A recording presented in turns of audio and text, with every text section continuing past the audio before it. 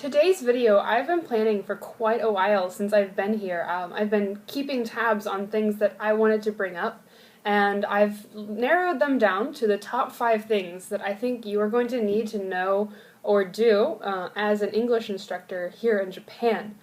Granted, I only have 200 or so hours of teaching experience. I was not formally trained. This is simply what I'm learning from my job at an eikaiwa. However, we teach about 35 hours of classes a week, mostly private to every age group, and these are just the things that have really helped me or I've done that have continued to help me, and I think that they're good to note, and I hope that you learn something or it helps validate something that you already know. The first thing you're going to need to know is hiragana and katakana. That's just even for life here. You really need to know them. Even if they're not memorized, just knowing what the sounds are, being able to read a little bit can be really helpful in daily life, especially with teaching.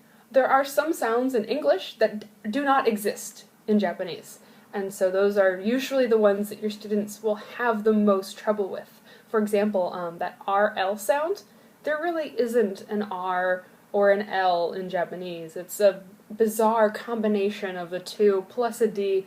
They don't have those sounds, so the students really struggle with, it's a ratter.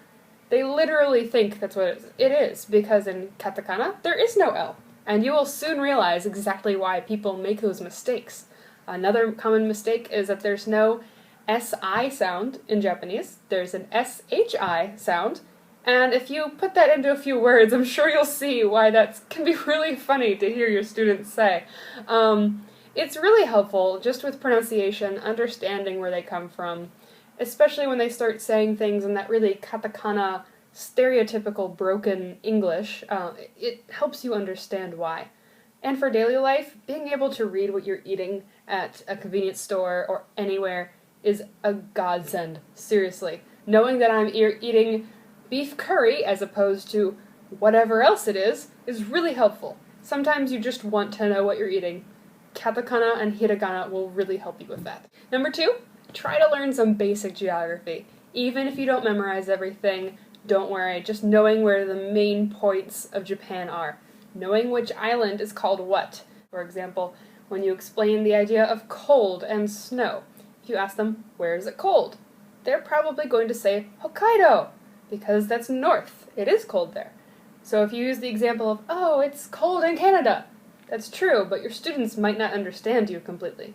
So being able to relate it more to them will really help with the language retention, and it just makes it a little bit easier for them to understand. Number 3, learn some famous characters. That includes manga, anime, Ghibli, maybe a few famous bands and artists. Anything you can do that will help you understand what your students are saying and help relate your language to them. For example, the other day I was trying to explain the word brave. I don't know how to really explain that in simple terms, so I said, okay, well, you know that Ghibli film with the girl Chihiro. My student said, yeah, I do. She is brave. Here is why she is brave. Or Totoro, he's really fat. That's really helpful. Your students will understand.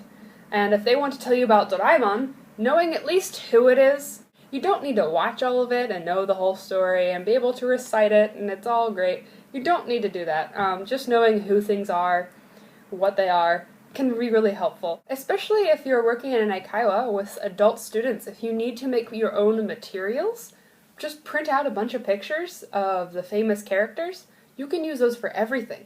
We use them for occupation, describing people as far as appearance, jobs, age, gender, everything. It's really helpful. Do that. If you're an ALT, that can just be helpful for explaining things to your students, like I had said earlier. Plus, it's kind of fun for when your students are like, hey, have you heard the new Kiari Pamu Pamu song? And you're like, yeah, I have. I love Kiari Pamu Pamu. And you can sing one of her songs. Anything you can do to relate yourselves a little bit more to your students. Number 4, learn a little bit about daily life in Japan. Even just knowing a few terms can be very helpful. For example, when I tell my students I will go to the Tokyo supermarket after work and get dinner. That's helpful. They know what I mean, instead of just saying, I get food. I can at least relate a little bit more with them. Some of our adult students especially, they really appreciate it when you can teach them English words about things that they already do in their daily lives. It makes it a lot more personal. And with any language, if you make it more personal, that's the best way you're going to learn it. For example, just today, actually, one of my students was telling me about their cultural festival last week at school. And if I didn't know what that was, I would say, "Oh, what is that?" And she probably couldn't explain that very well to me. So just knowing a few things about school life, daily life, can be really helpful with relating to your students, teaching them some relevant words in English, and all of that. It's really helpful. Number 5, learn some things about the education system. And I don't necessarily mean the school schedule. What I mean is what is expected out of your students in school. If you're going to be an ALT, you'll be exposed to it every single day. And hopefully you've read up a little bit. If not, please do. If you're in a Kiowa, a lot of times it's really difficult to figure out why your students are staring at you and not knowing what to do. No one really asks students in Japan what they think, what their opinions are, what their feelings are. It's, do you know the answer, yes or no? So when you tell your student, okay, well that was good reading, what do you think about it? How do you feel? And they stare at you like you're insane. That's really good to know why they are doing that. Otherwise, it seems really bizarre. For the first few weeks, I really struggled with that. I know a lot of American kids, if you ask them what they think, they will never stop talking. However, here, if I ask a student, okay, what do you think about this natural disaster happening? They're like, it was bad. Or maybe you get a head tilt. That's about all you get. That's it. Your students have no idea how to respond. You have to tell them how to respond. That's probably because no one has ever asked them what they think before. So understanding why they're completely confused, why you're asking them a question, is really helpful. Otherwise it seems very odd that all of your students are just really socially awkward. But they're not, they just don't understand. Coming from where I am, it is kind of odd. However, for the education system here, that's kind of what they need. So being able to get used to that quickly is really helpful. Well, that's all I've got for now. So if you have any questions or comments or things that you think have helped you in the classroom in any country, not only Japan, please leave them in the comments below. I'd love to hear about them. Just sharing knowledge is the best way to learn as a teacher and to grow and continue to help your students. So please help me and I will help you, I hope. So I hope to see you guys next time. I've got a ton of videos that I keep planning to make and just haven't done it. There's so much else to do. So I'll see you guys next time. Janet!